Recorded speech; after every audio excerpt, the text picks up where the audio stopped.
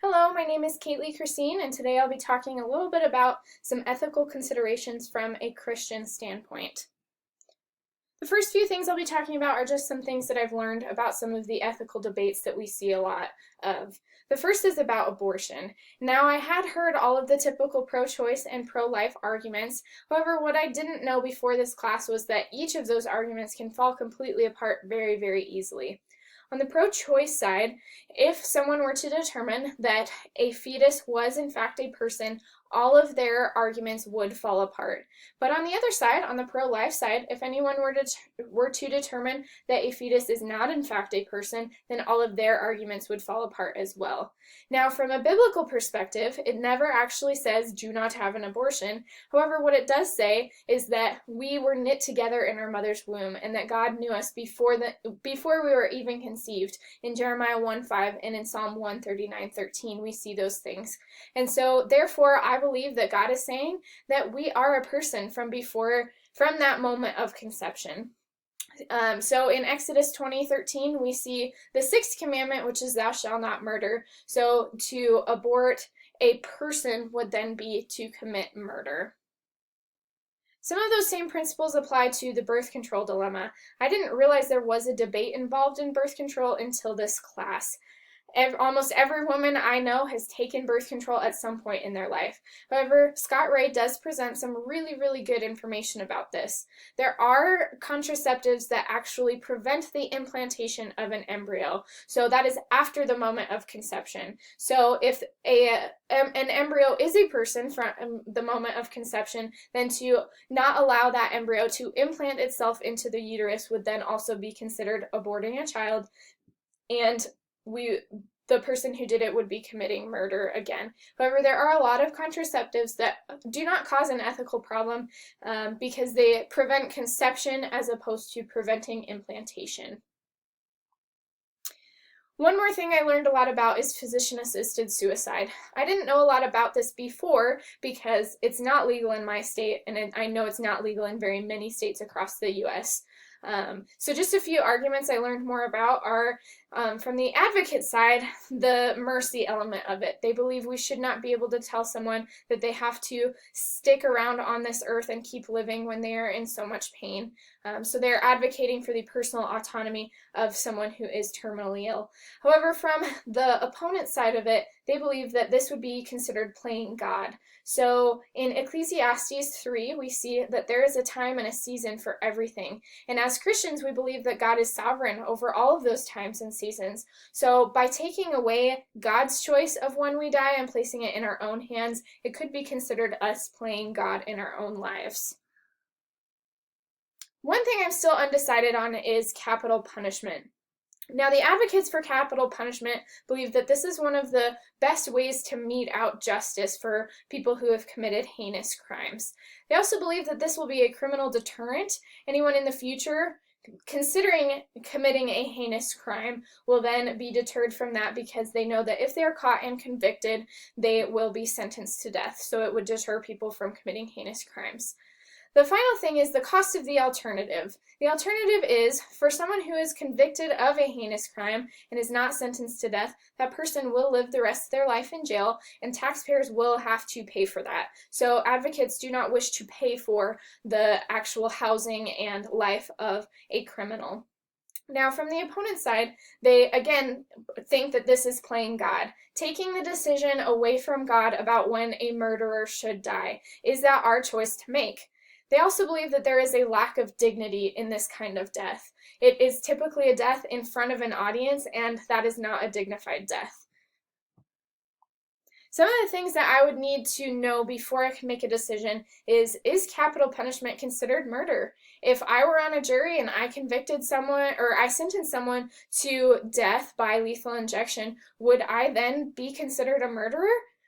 And the second question is, would I be playing God if I did decide to kill a murderer? Am I taking that choice away from God? I wouldn't make that choice for myself, so could I make that choice for another person?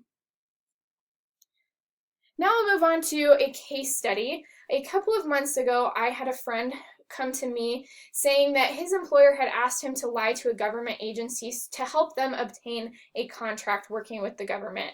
They work in data management, and they were trying to obtain this contract so that they could upgrade some of the government's data management software. Some of the facts about this situation is that if my friend decides not to lie, the company might not get the contract. Another thing is, if my friend does lie, he could be convicted of perjury. He does have to meet with a private investigator, and he does have to tell the truth to that private investigator, and if he doesn't, again, he could be convicted of perjury. So what information would I personally need in order to make a decision when it comes to this specific decision? And I would want to know, would I lose my job if I did not agree to lie?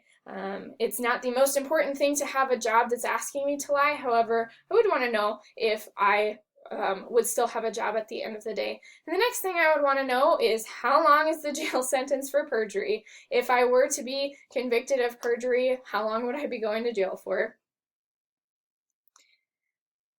Now, the ethical issue that is involved in this is between my friend's integrity and the desire of his employer.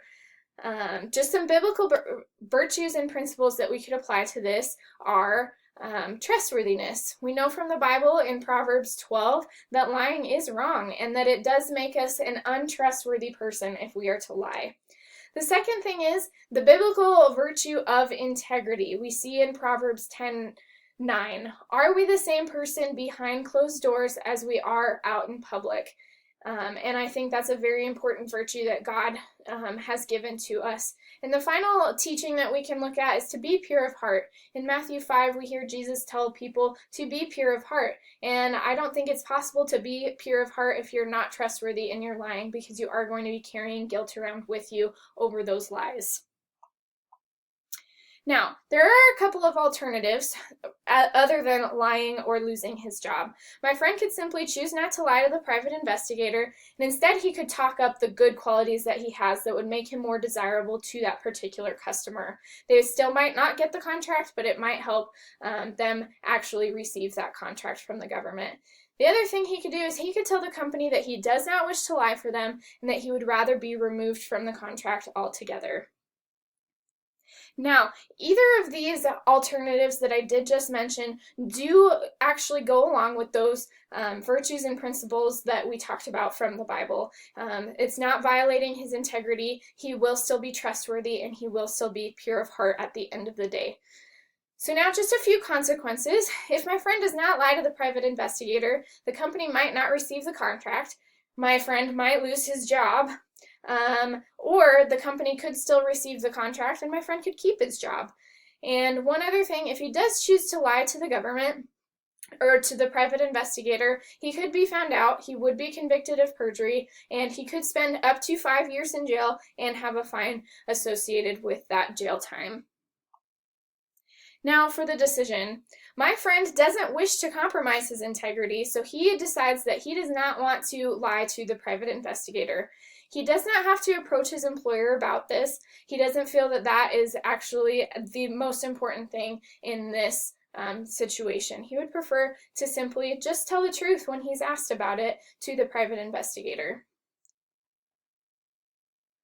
Just a couple of thoughts about this class. The first thing is that the thought process that I used in order to come to the decision in the case study that I was just talking about is Ray's model for moral decision making. And I think that's a really great model when we're faced with tougher decisions that we don't know how to work through. So I really do like that model.